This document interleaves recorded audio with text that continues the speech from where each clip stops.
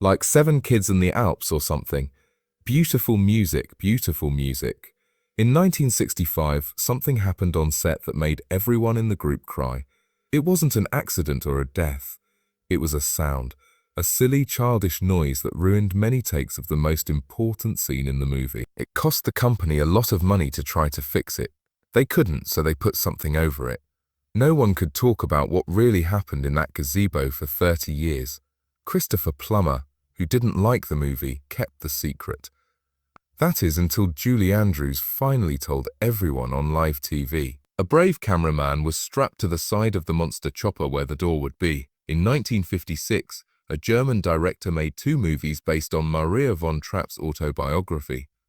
In West Germany, they were huge hits.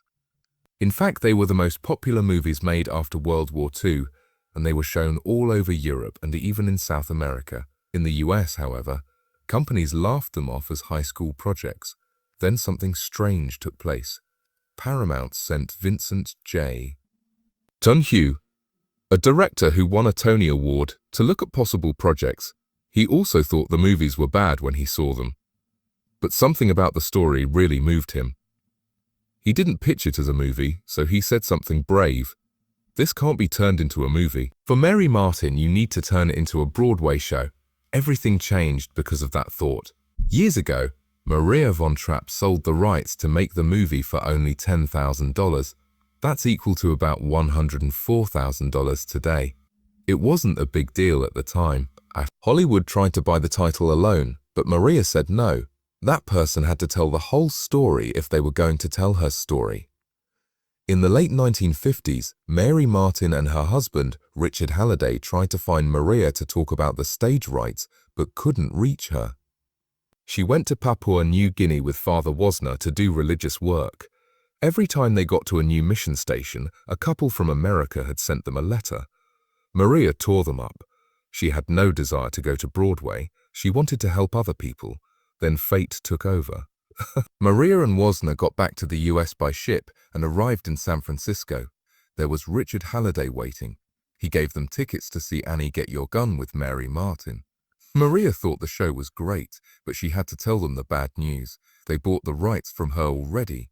She told them, "You can still give it your best shot." That shot would soon be known all over the world. There were plans for the show to use real Austrian folk songs, with only a few new songs written by Richard Rodgers and Oscar Hammerstein. They refused to write just one song, though, when asked to.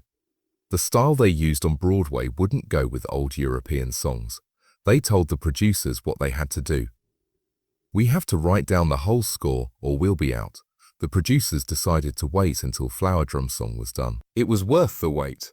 Mary Martin and Theodore Backel were in the show when it opened on Broadway on November 16, 1959.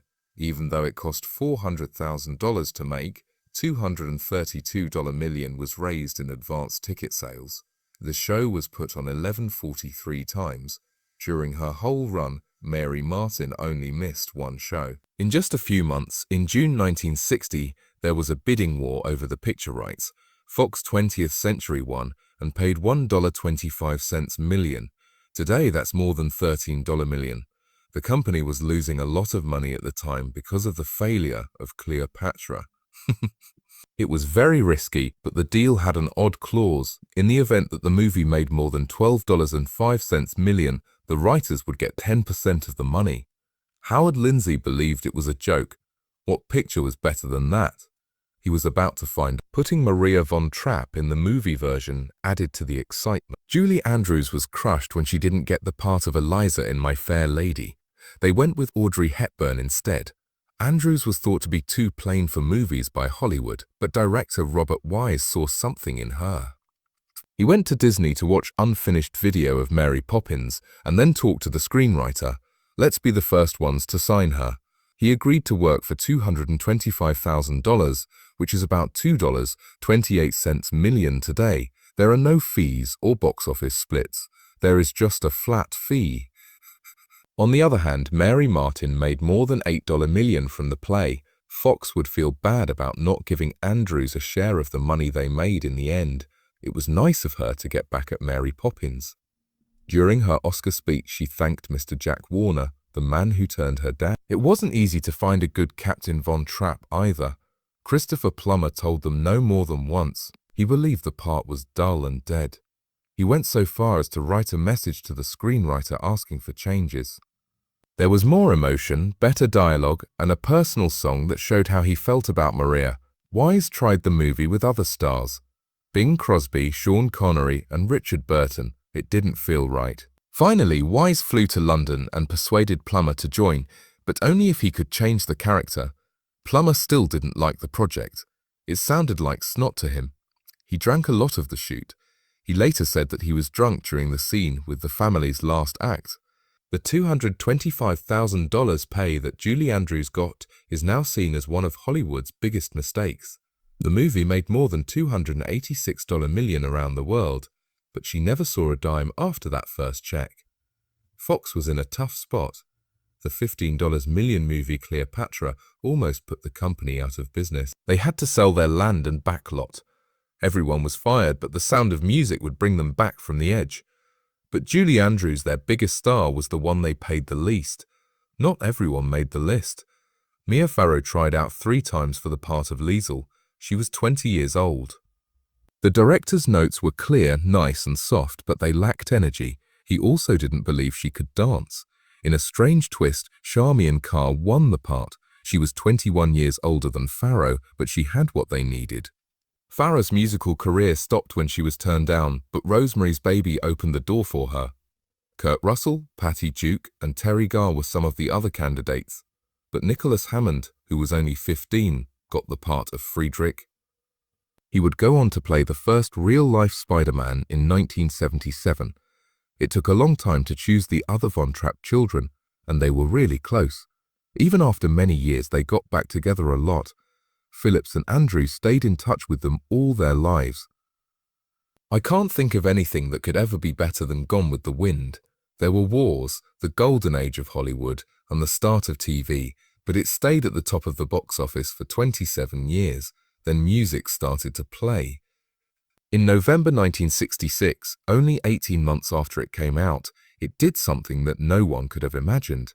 The movie made $286 million at the box office, beating out Gone with the Wind. That number wasn't made up with fake money either. The fact that it was changed to fit the cost of tickets at the time made the achievement even bigger. Not only were people paying more, but a lot of them were also there.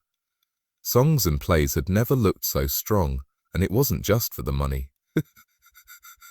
The world saw that movie 283 million times. That's almost 1 in 12 people who were alive at the time. Some people were singing along even though they didn't speak English. People in Asia, Africa, and Europe all fell in love with the same songs and tales. There were no ads running around the world, no social media and no streams. Just word of mouth and watching it again and again. So that's how it went. The movie turned into more than just a fun time. It spread around the world and caused a culture explosion. It looked like everyone knew the songs, even if they didn't know the words. It felt like they had the same beating. Then the Oscars, where it won 5 times. The film had the best sound, the best cutting, the best score, and the best picture. There were a lot of heavy stories this year, like Dr. Zhivago, but the feel-good musical stole the show. Robert Wise, who had already won for West Side Story, showed that he was the best at what he did. The awards didn't just honor the story, they also honored the way it was put together. All of the technical parts worked together. What stood out were the sounds, the time, the music, and even the cuts. And even though musicals were meant to be fun at the time, the sound of the music made reviewers think it was art. A lot of people didn't see or know about the chaos going on behind one of the most emotional scenes in the movie. When Mireille and the captain finally told each other they loved each other in the balcony, everything looked great. A magical kiss, soft lights, and soft talking. In fact, though, the set was very noisy. Sounds that are loud, wet, and silly. The carbon arc lights gave it off. The moonlight image was made with these huge machines. Instead of making a sound like a raspberry, they were supposed to add that dreamy glow to the scene, a long, awkward, and burping raspberry. The lights groaned every time Julie Andrews and Christopher Plummer leaned in to kiss. Not just once or twice, but many times. Time could not have been worse. Some of the most moving lines would be broken up by another rude sound from the lights. He would tell Maria, "I love you," and then the raspberry would come. They tried over and over, 20 times, but it didn't work. To keep things together, Julie Andrews said they were standing right next to each other, but every single time the sound went off, they laughed out loud. It went around and around. They laughed more and more as they tried to be serious. The technical team did nothing but stand there and watch the actors laugh like helpless schoolkids for hours. Robert Wise gave up in the end. He made everything different. He told the team to shoot it in silhouette instead of with fancy lights. That way, the laughter and the faces could stay hidden. Andrews and Plummer were put up against the windows of the gazebos. The scene got soft, dreamy, and strange. Most importantly, the raspberries were no longer heard. What began as a disaster turned into one of the most famous love scenes in movie history. No one thought it would come from chaos. The company didn't want anyone to know, of course. Fox 20th Century put a tight grip on things. No one was to talk about the laughing, the raspberries, or the failed takes.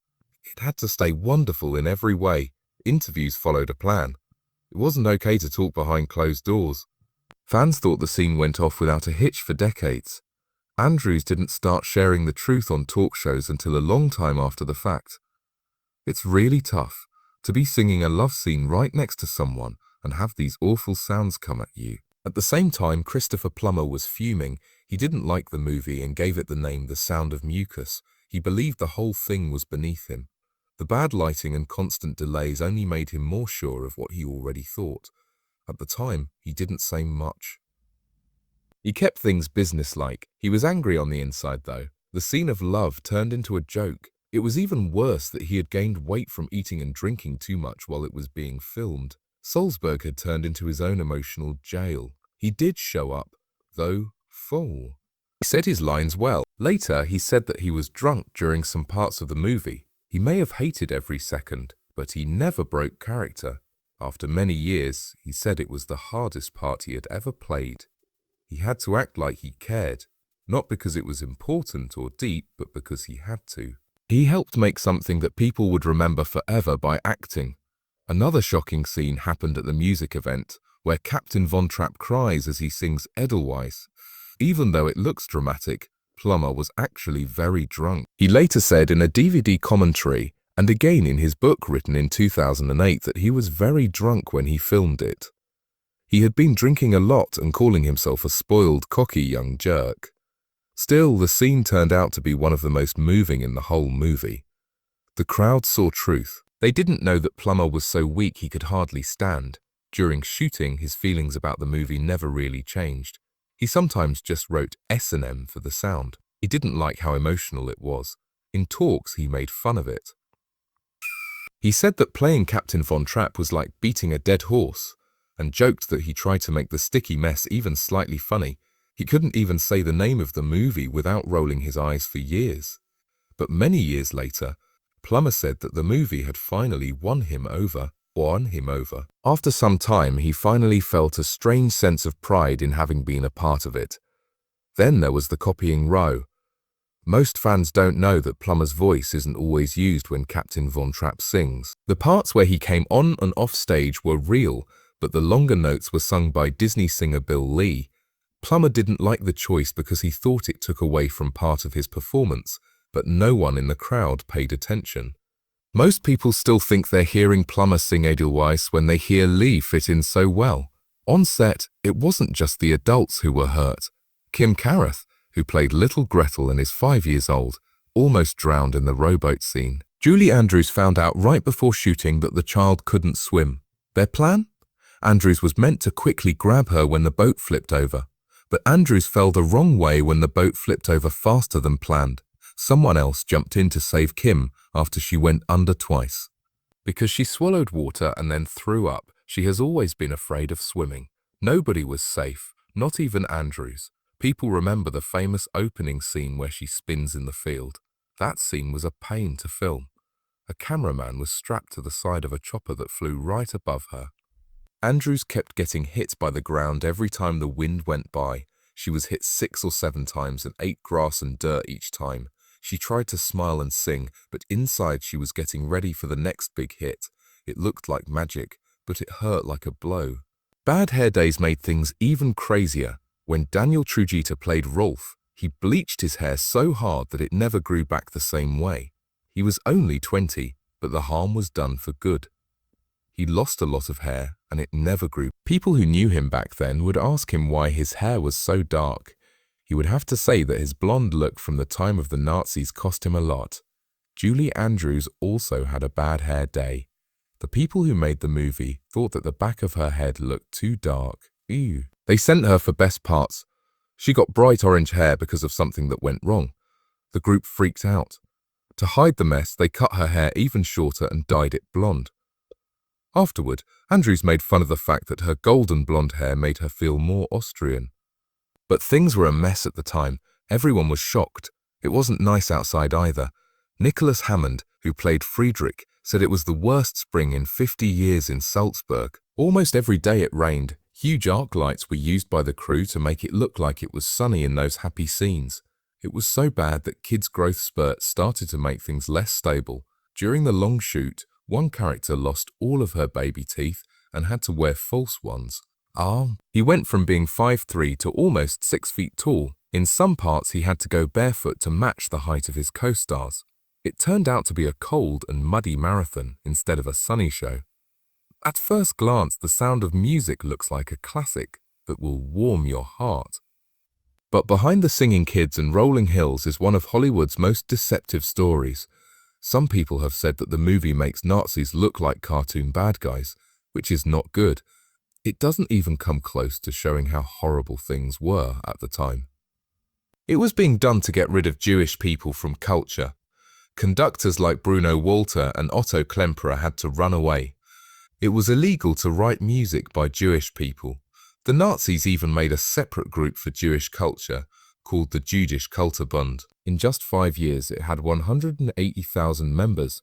But the movie stays away from all of this. It makes Austria sound romantic while ignoring the slaughter that was already well underway. Then there's the exciting mountain escape scene. The Von Trapp family walks through the Alps to get to Switzerland where they are free. There was no such thing as that tense, brave event. The family really did take a train. They walked quietly to the train station, got on, and were on their way to Italy. After that, they went to Switzerland, then France, and finally London. There are no mountaintop chases or hidden trails. In fact, Salzburg is more than 200 miles away from the line with Switzerland. What about the mountains in the movie? In fact, they were very close to Hitler's private hideaway called the Eagle's Nest.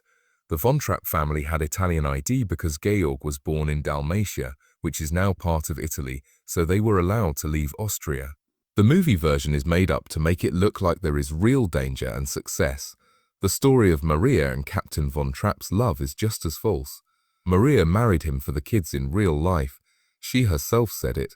I liked him but not loved him. She only decided to marry him because he asked her to stay and take care of the kids. They got married in 1927, not right before the Nazis came to power as the movie shows. Georg was 47 years old and Maria was 22. There are 25 years between them. She said she fell in love with him later, but they got married because it was the best thing to do. It became a fairy tale in the movie.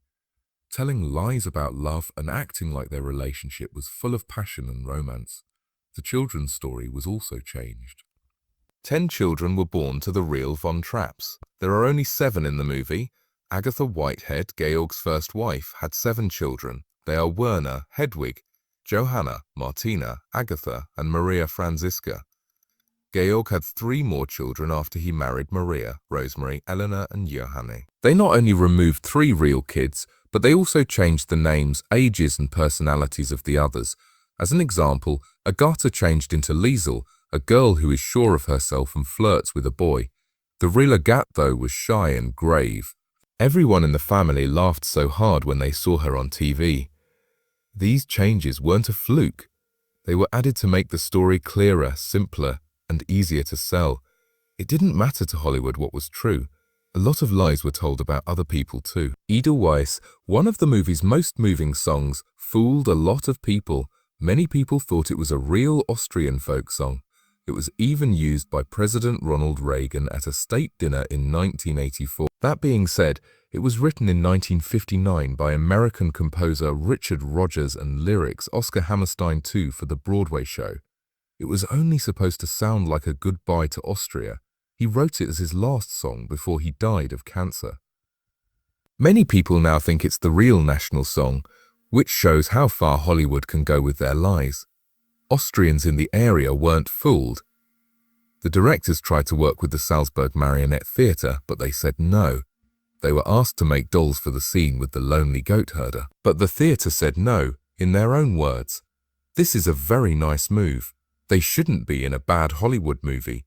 There was more to this than just dolls. It had to do with pride. Since 1913, the Marionette Theatre had been open. They came up with a unique method that was later recognized by UNESCO. They thought that Hollywood was making their art less important.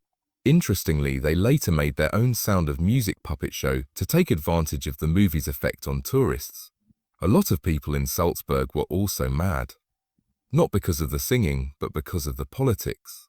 However, it wasn't as easy as the movie made it seem. Austria wasn't really a victim of Nazi aggression. Austria had its own government before the Nazis took over. It was run by an anti-Nazi but harsh government from 1934 to 1938. Yes, that government locked up Austrian Nazis, but it also destroyed democracy. All of this wasn't shown in the movie. It boiled down complicated politics to a simple story of good versus evil. People there felt hurt. Friedrich was played by Nicholas Hammond, who later said, but from the process. The movie was based on her autobiography, The Story of the Trapp Family Singers, which came out in 1949. In the 1950s, Maria sold the rights to German makers, but she didn't know she was giving up full control. The German movies did well, but she wasn't included when Hollywood bought the rights.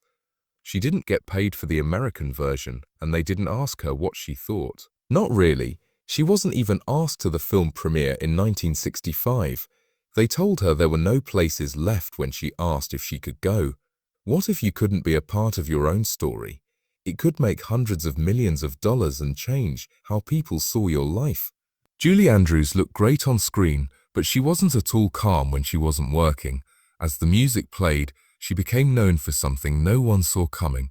Being a stickler, they want to get their lines right in more ways than one. Julie was very concerned that the movie wouldn't turn into a fluffy fairy tale. There were 7 cute kids, beautiful mountains, and catchy music, and she was very afraid that it would all get too sweet, fake, and much. She asked Christopher Plummer, the director, and her co-star, "How do we make this real?" Over and over. How do we make the sugar thinner? She wanted Captain Von Trapp and Maria to have a real friendship, not just a cute one. It was important to her that no one in the room laughed. The way scenes were written, filmed, and even how she said her lines were all changed by how careful she was. It wasn't about pride. It had to do with power. And it turned out that her gut was right. Money, on the other hand, was what the studio was fighting while Julie was fighting sugar. It was planned to spend $8.02 million. That was already very high. Soon, though, it started to slip and then it crashed. Why? Salzburg. The studio didn't know that it rained all the time in that beautiful city. In fact, 1964 was one of the driest years ever. Robert Wise, the director, thought this would take 6 weeks to film in real life. It took 11 in the end. There were more hotel rooms, meals, salaries, and everything else. Over 250 people on the team did nothing for days while they waited for the clouds to clear. The costs kept going up as people got cold and camera gear got wet. Fox had already been slammed with the movie Cleopatra, which almost made them fail. This, officials began to freak out. There were whispers in the room. What if this happy family movie did so badly that it brought down the company for good? And that wasn't the only drama going on behind the scenes. The great director William Wyler was meant to be in charge of the Sound of Music long before Robert Wise was hired. He even quit his job on Fox's board in early 1963 to stay away from a conflict of interest. That's how bad it looked. Not Wyler, though. He had doubts from the start. He did not like the show on stage. He didn't connect with the plot. He was still lost when he got back from his trip to New York to see the Broadway show. He didn't feel right singing those songs. He said they didn't go with the idea. There was also something else. Wyler was having trouble hearing. It made it even harder to run a show. It was easy for his wife to see. He wasn't interested. Wyler started to look for a way out in silence. There had to be a clean break that wouldn't make anyone suspicious. At that point, directors offered him The Collector, a movie based on the book by John Fowles. Wyler read the story and knew right away that it was more his style. It's dark, twisted, and psychological. He begged the Zanuck family, who ran the studio, to let him out of his Sound of Music deal. Scheduling conflicts is the stated story. The press was told that. That's what Fox said again. Wyler really did run the other way, though. That made it easy for Robert Wise to come in late 1963 and pick up the pieces.